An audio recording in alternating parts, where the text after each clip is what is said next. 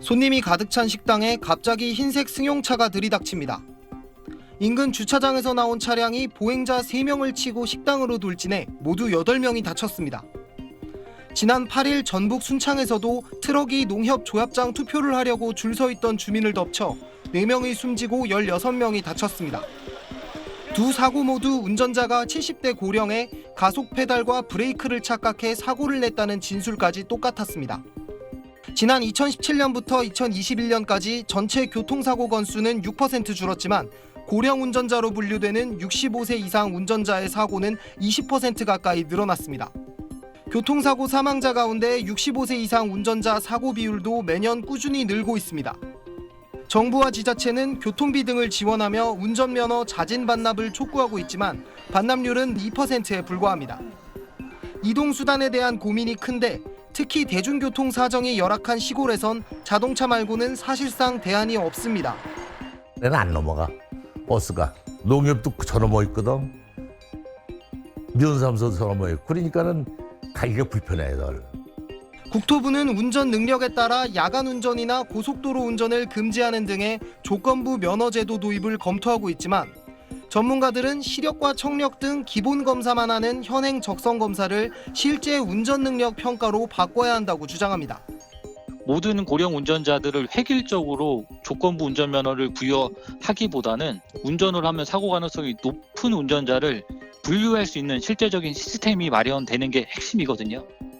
실제로 일본에서는 최근 3년간 교통법규 위반 기록이 있는 고령 운전자는 기능 시험을 다시 봐야 하고 덴마크와 뉴질랜드에서도 실제 운전 능력 시험에 합격해야 면허 갱신이 가능합니다. SBS 김영래입니다. 농협 주차장에 투표를 하기 위해 늘어서 있는 주민들. 갑자기 화물차 한 대가 이들을 덮칩니다. 현장은 순식간에 아수라장이 됩니다. 이곳은 조합장 투표소 출입구입니다. 당시 사고 충격으로 인해 지붕은 내려앉았고 유리문 파편은 사방으로 흩어져 있습니다. 이 사고로 80대 여성과 70대 남성 2명 등 3명이 숨졌습니다. 또 중상자 5명 등 모두 17명이 다쳤는데 10명은 70대 이상의 고령자입니다.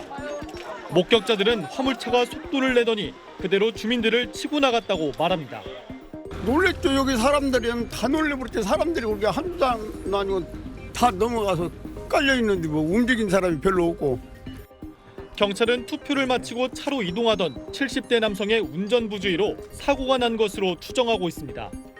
브레이크를 밟는다는 것이 엑셀을 세게 밟아서 그 옆에 대기 중인 피해자들을 충격했다고 이렇게 진술하고 있습니다. 당시 주차장에는 주민 40여 명이 있었지만 차량을 통제하는 직원은 없었습니다.